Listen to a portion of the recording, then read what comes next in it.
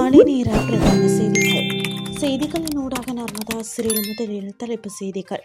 விடுவிக்கப்படவுள்ள கைதிகள் அரசாங்கம் வெளியிட்டுள்ள தகவல். டெங்கு பரவும் சூழல், இலங்கையின் பிரதான சிறுவர் மருத்துவமனை மீது வழக்கு. குவைத் மீது சரமாரி தாக்குதல் நடத்திய ஈரான். இனி விரிவான செய்திகள்.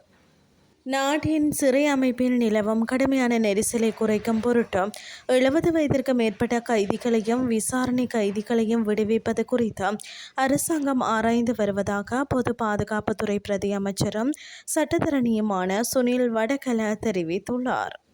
சிறை நெரிசலை குறைக்க எடுக்கக்கூடிய நடவடிக்கைகள் குறித்து அரசாங்கம் நடத்திய உள்ளக கலந்துரையாடலின் போது இந்த முன்வழிவு முன்வைக்கப்பட்டதாக தெரிவிக்கப்படுகிறது. தற்போது நாட்டில் உள்ள சிறைகளில் 70 வயதிற்கு மேற்பட்ட 1000த்திற்கும் மேற்பட்ட கைதிகள் இருப்பது கண்டறியப்பட்டுள்ளது. இதேவேளை கொலை போன்ற கடுமையான குற்றங்களில் ஈடுபடாத முதிய கைதிகளை விடுவிப்பதில் அரசாங்கம் கவனம் செலுத்தி வருகிறது. கூடுதலாக போதைப்பொருள் வழக்குகளில் விசாரணை கைதிகளாக உள்ள நபர்களின் பகுப்பாய்வாளர் அறிக்கைகளை பெறுவதில் ஏற்படும் கடுமையான தாமதமும் சிறை நெரிசல் அதிகரிப்பதற்கான ஒரு முக்கிய காரணமாக கண்டறியப்பட்டுள்ளது. சிறிய அளவிலான போதைப் பொருட்களை வைத்திருப்பதற்காக சிலர் 1.5 ஆண்டுகளுக்கு மேலாக விசாரணை கைதிகளாக வைக்கப்பட்டுள்ளதாகவும், இதற்கு காரணம் பகுப்பாய்வாளர் திணைக்களத்தில் உள்ள அதிகாரிகளின் கடுமையான பற்றாக்குறையே என்றும் தெரிய வந்துள்ளது. இலங்கையின் பிரதான சிறுவர் மருத்துவமனையான கொழும்பில் உள்ள லேடி ரிச்வே சிறுவர் மருத்துவமனையின் வளாகத்தில் பல இடங்களில் டெங்கு குடம்பிகள் கண்டறியப்பட்டதை தொடர்ந்து சுகாதார மருத்துவ அதிகாரிகள் அலுவலகம் அந்த மருத்துவமனைக்கு எதிராக வழக்கு தொடர தயாராகி வருகிறது. சுகாதார அலுவலகத்தின் சுத்தமான இலங்கை கொசு ஒழிப்பு திட்ட அதிகாரிகள், பொது சுகாதார பரிசோதகர்கள் மற்றும் மருத்துவ அதிகாரிகள் மருத்துவமனை வளாகத்தில் வெள்ளிக்கிழமை 10ஆம் தேதி மேற்கொள்ளப்பட்ட டெங்கு ஒழிப்பு நடவடிக்கையின் போது இந்த இடங்களை கண்டறிந்தனர். குறிப்பாக 12 இடங்களில் டெங்கு குடம்பிகள் கண்டறியப்பட்டன. மருத்துவமனையில் கட்டப்பட்டு வரும் புதிய கட்டடத்திலும் மருத்துவமனை வளாகத்திற்குள் உள்ள குப்பை அகற்றும் பகுதிகளிலும் மேற்கொள்ளப்பட்ட ஆய்வுகளின் போதும் டெங்கு குடம்பிகள் கண்டறியப்பட்டன.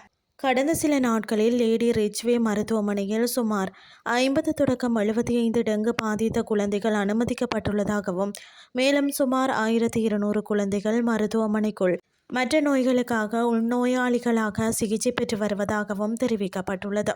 இந்த மருத்துவமனை வளாகத்தில் இதற்கு முன்பும் டெங்கு குடம்பிகள் அடையாளம் காணப்பட்டு வழக்கு பதிவு செய்வதற்கான நடவடிக்கைகள் எடுக்கப்பட்டுள்ளன. இதுவரை மேற்கு மாகாணத்தில் மட்டும் 30,000 டெங்கு நோயாளிகள் கண்டறியப்பட்டுள்ளன. இனி வெளிநாட்டு செய்திகள். ஈரானிய இஸ்லாமிய புரட்சிகர காவல் படையினர் குவைத் மீது இட்டோ நாளில்லா விமானம் தாக்குதல்களை நடத்தியுள்ளதாக தெரிவிக்கப்படுகின்றது.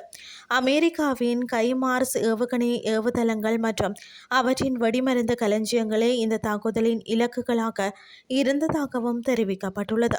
ஈரானின் பார்ஸ் செய்தி நிறுவனம் இதனை குறிப்பிட்டுள்ளது. சில மணி நேரங்களுக்கு முன்னர் குவைத்தின் பாதுகாப்பு ஊடக பேச்சாளர் இது குறித்த அறிவிப்பொன்றை விடுத்துள்ளார்.